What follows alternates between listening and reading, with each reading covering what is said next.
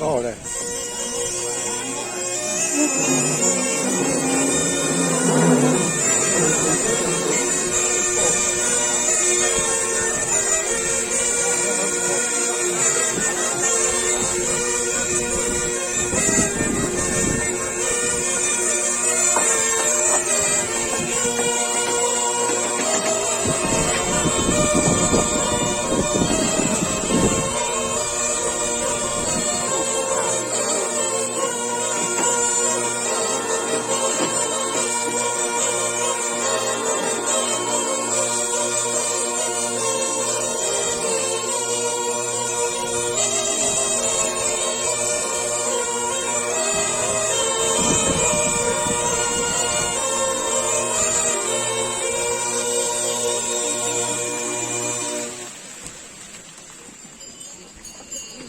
A conclusione della nostra processione vogliamo rivolgere ancora una preghiera alla Madonna, una preghiera di riparazione.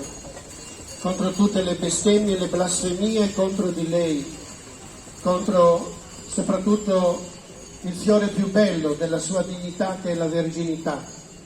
A lei diciamo con cuore e con riparazione: Ave Maria, piena di grazia, il Signore è con te.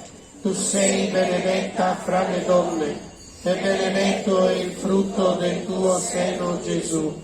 Santa Maria, Madre di Dio, prega per noi peccatori, adesso è nell'ora della nostra morte. Amen. Nostra Signora d'Itria, prega per noi. Nostra Signora d'Itria, prega per noi. Nostra Signora d'Itria, prega per noi.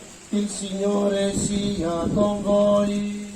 E con il tuo spirito. Vi benedica Dio Onnipotente, Padre e Figlio e Spirito Santo.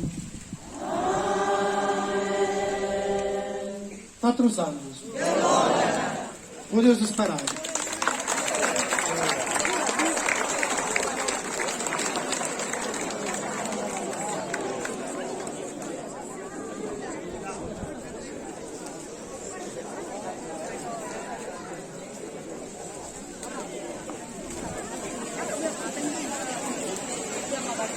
Ehi, ehi, ehi!